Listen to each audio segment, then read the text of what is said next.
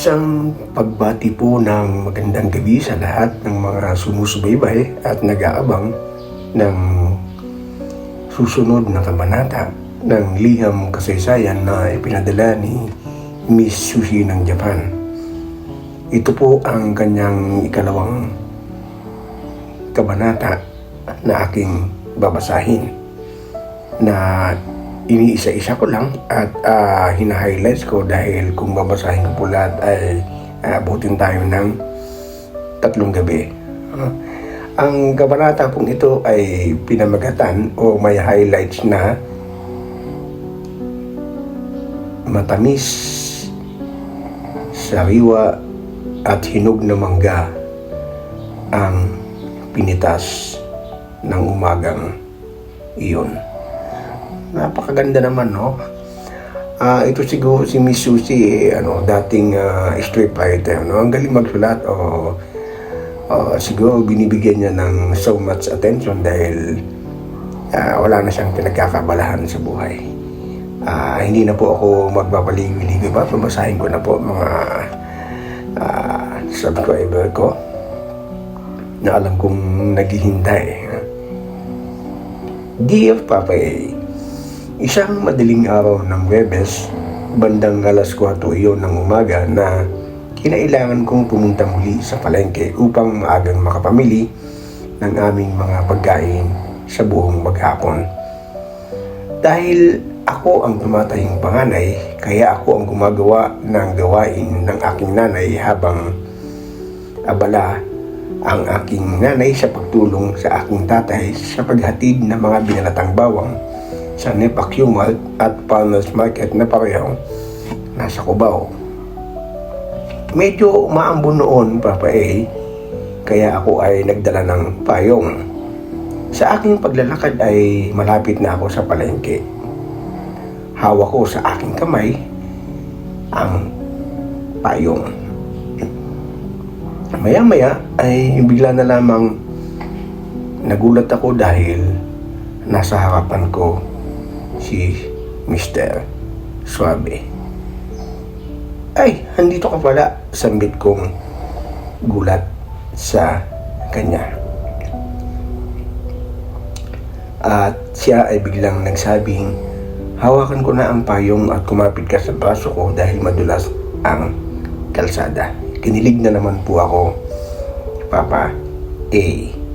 Parang wish ko, lagi na lang umaga para lagi akong pumunta sa palengke, Papa A. Yun ang sinasabi ni Miss Sushi. Sama tayo. Ayan. Sambit niya na humawak daw ako sa kanya dahil madulas ang kalsada gawa nga ng umaambon.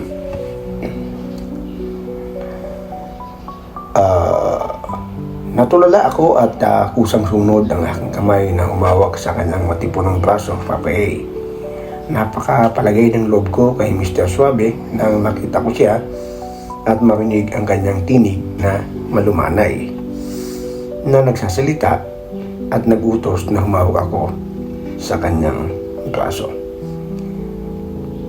Saan ka pupunta? Tanong ko sa kanya. Sagot naman niya ay dito sa palengke. Inaabangan talaga kita dahil nalaman ko sa pinsan mo na tuwing alas 4 ng madaling araw, ikaw ay namamalengke. Malandi. Kinilig na naman ako, Papa A, dahil nalaman ko na hindi pala aksidente ang aming pagkikita. Sa halip ay kanyang sinadya. Wow, naks naman ha. Kunyaring may mga asal na tinig na sagot ko sa kanya.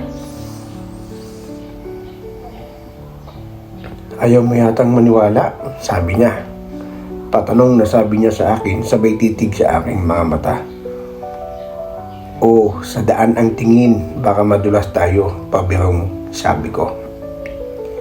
Sabay, ha ha ha ha, sabay kurot ko sa kanyang braso. Biglang nanahimik si Mr. Suabe at nagpatuloy lang sa paglakad. Isang mahabang 10 segundo na walang nagsasalita sa aming dalawa, Papa A. bilang tahimik kami sa isa't isa habang naglalakad. Palagay ko ay dinamdam niya ang aking sinabi, kaya sabi ko ay, oo na, ha ha ha ha, naniniwala na ako na inaabangan mo ako. Sabay ngiti ako sa kanya na may kasamang pagtitig din sa kanyang mga mata. Malandi ka talaga, Miss Susie. Nakita ko ang pagliwanag ng kanyang mga mukha, Papa A, na tila natapatan ng liwanag ng dilaw na buwan. Saad niya ay yehey na parang batang nagtatatalon sa tuwa sa kanyang narinig. Sobrang palagay ang loob ko, Papa A. Hindi na ako nahihiya o naiilang sa kanya habang nakahawak ako sa kanyang braso. Pakiramdam ko ay hindi na kailangan tanungin pa ang aming mga sarili kung mayroon na nga bang kami ng mga sandaling iyon. Halos araw-araw ang pagsama niya sa akin tuwing madaling araw ng alas 4 ng aking pamamalengke, Papa A.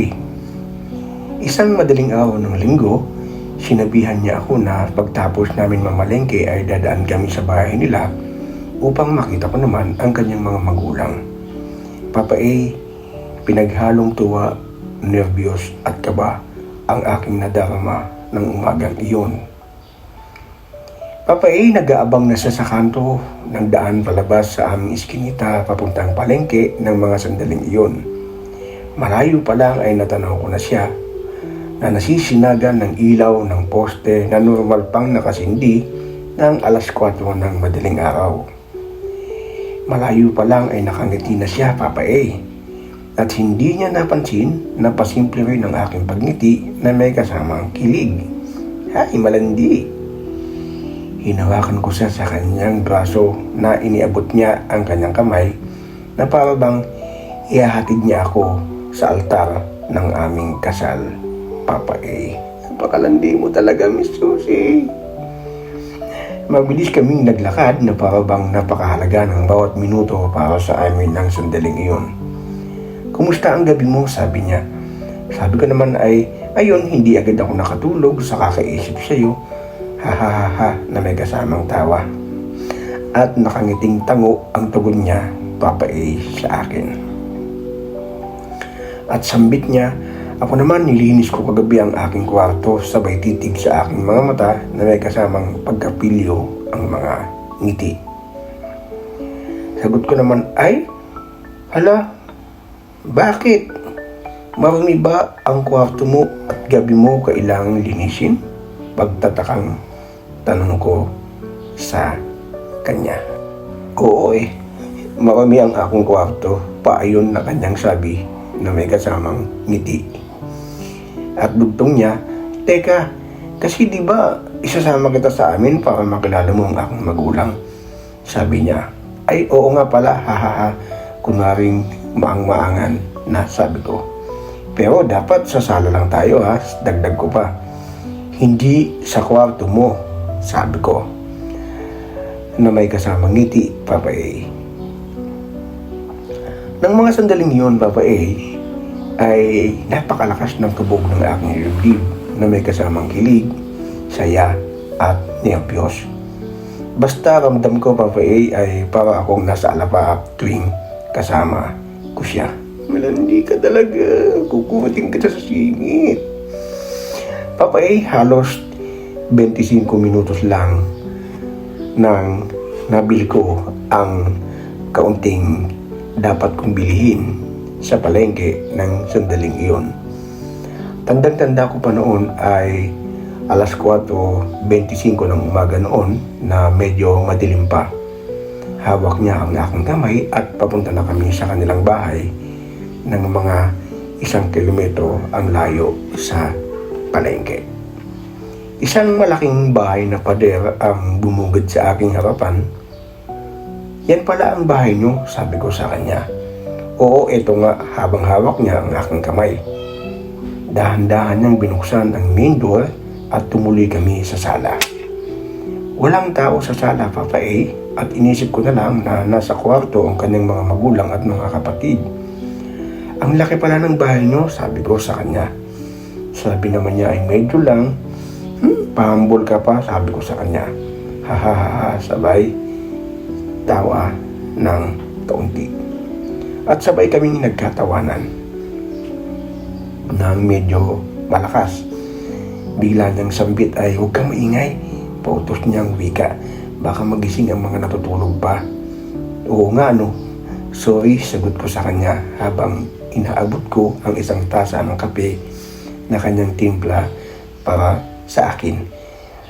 Sabi niya, diyan ka muna ha, tatawagin ko si Papa at Mama ko para makilala ka. Sabi niya, sige, sagot ko naman. Maya-maya Papa ay lumabas siya ng kwarto at sinabing, Susi, ang sarap pa ng tulog ng dalawa, nahiya akong gisingin sila. Hintayin na lang natin silang magising ha. Sige, pero hala, paano yan? Baka hinahanap na ako sa amin. Sabi ko naman sa kanya. Sagot niya, sige, halika na, ihatid na kita. Agad akong tumayo at sinabing, halika na.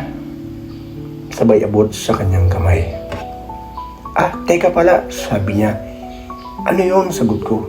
Hindi mo pa nakikita ang kwarto ko, pabulong na sabi niya. Sabay hila ng dahan-dahan sa aking kamay. Papa para akong robot na automatic na nagpapaayon sa kanyang paghila. Papa malandi ka talaga. Susi, kukutin ko yung singit mo. Tinulak niya ang nakaahong na pinto ng kanyang silid, Papa at umupo kami sa kanyang kama. Nakabukas ang isang maliit na lampshade sa may bandang kanan na halos mukha niya lang ang naaaninag ko at mukha ko rin ang kanyang naaaninag sa sobrang dim light. Oo nga, malinis at maayos nga ang iyong kwarto, sabi ko. Pero parang hindi niya narinig ang sinabi ko dahil nasa gawing pinto siya at isinasara niya at sinisigurong nailak niya ang pinto. OMG. Malandi. Lumapit siya sa akin at nakaharap ang aming mga mukha, Papa Nakahawak siya sa aking balikat at dahan-dahan niyang hinalikan ang aking noo. Para akong mauupos na kandila sa sobrang kilig, Papa Napapikit ako sa halik niyang yun. Sinundan niya iyon ng isa pang halik sa aking ilong. Ay! Malandi! Kasunod ay sa aking kaliwang pisngi at kasunod ay sa aking kanang pisngi. Ay, duwa ka talaga, Miss Susi.